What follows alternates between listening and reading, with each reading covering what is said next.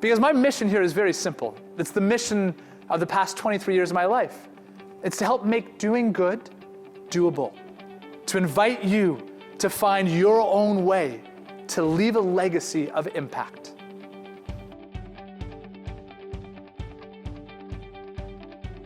I want to share with you a story that starts more than 20 years ago when I was a kid inspired to fight against child labor, and that carried me from the suburbs via Oprah's couch and 60 Minutes around the world in 45 countries where we built over 1,000 schools and helped over 1 million people lift themselves out of poverty. I want to share with you stories. Stories of our founding, stories of our mistakes, stories of perseverance, courage, compassion, resilience. You know, I've had a lot of amazing teachers over the years, CEOs, presidents, people whose titles would impress. But one of the most amazing people I ever met, she was 4.5 feet, if that. She was an indigenous leader high in the Andes Mountains of Ecuador. And one time we had a school build, our supplies arrived a little bit late, so we didn't think we could finish the school in time. But she took a few steps outside of her home and she shouted this word so loudly, Minga. What we didn't know is that everyone else understood the word. Children, elders, women, men, everyone came, strangers from neighboring villages. We had the roof hoisted up in record time.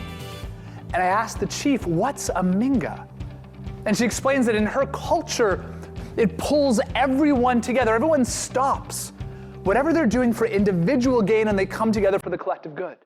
And then she turned to me and said, what's the word in English? I shrugged my shoulders. I didn't know. You know, she taught me a lesson that day. I used to think that because we were part of a community, we help each other.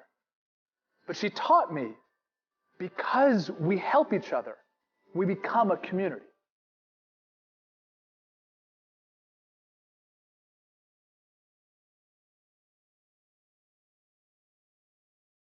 So one of the greatest lessons I ever learned was from Arun Gandhi, who's Mahatma Gandhi's grandson. And he asked his grandfather, how do you know that we're going to win against the British? So Gandhi turned to his grandson and handed him one of his school pencils. And he said, can you break that pencil? Gandhi smiled and handed 2 pencils. I think that we could add a few more. And then a few more. Oh my goodness. You gotta give it a go? Okay, you gotta cheer on. Let's hear this.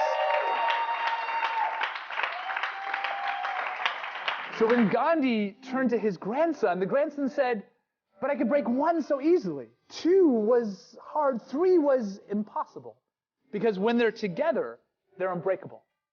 It's the lesson in any company, any movement, any family. When we come together, we are unbreakable. And I hope that in these stories, you'll find your own embers of inspiration to live your life of impact. So in the time that I have with you today, I hope to convince you that we can all make doing good doable.